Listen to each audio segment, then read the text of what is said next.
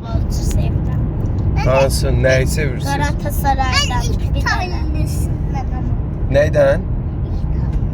Adı nedir? Messi, Ronaldo. Messi, Ronaldo'su. Biz Qarabağı sevirik, elə balam. Ben Samusanni. Ben Galatasaray. Galatasaray, Qarabağ. Hə, bir rəsmi. İkisini də, bizdə Qarabağdır.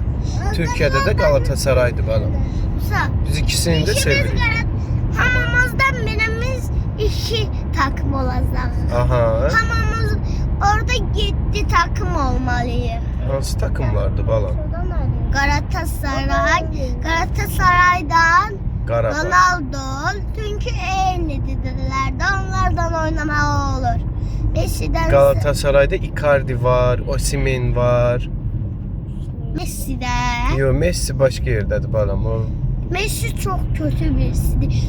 Ronaldo'lar kötüdür Messi. Hə. Pisdir. Ronaldo yaxşıdır balam. Hə, Ronaldo'lar kötü davranır. Hepsini heç koymur.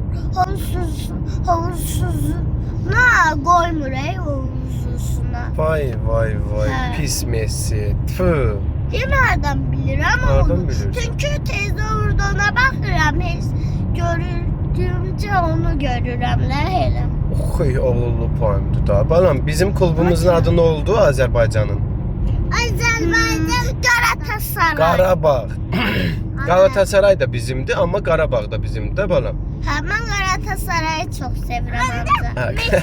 Başka Messi. Ben Messi. Biz ikisini də çox sevirik. Qarabağ da çox sevirik, Galatasaray. Ronaldo'dan Messi. Ben birinci alakta ben. Sən Ronaldo'nu sevirsən yoxsa Messi'ni? Messi'den Ronaldo.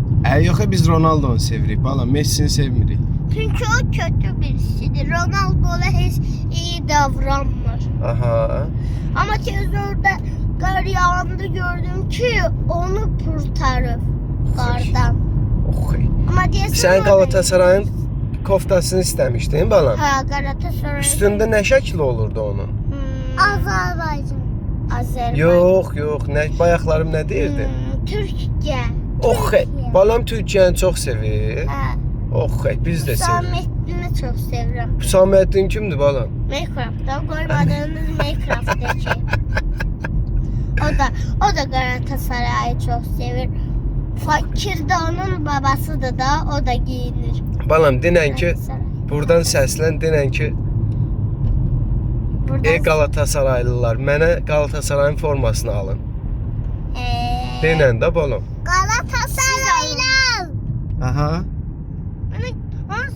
Ben Musab'ın Galatasaray koftasını giyinirim. Denən ki, mən Galatasaray forması istəyirəm, mənə alın. Musab'da vardı o benim olabilir. Köhneden o benim miydi? Yine de benim olabilir da. Hə, ola bilər balam. Onun üstüne benim. Musab, sən də istəyirsən Galatasaray forması? Yok. Sən nə forması? Ronaldo istiyorum. Ronaldo. Ne işlə balam, səndə Ronaldo forması, yaxşı. Bu Ronaldo. Ronaldo'lar gelin bana. Yaxşı. Ronaldo Biz koftası. Ronaldoya zəng eləyək, sənə bir dənə kofta göndərsin.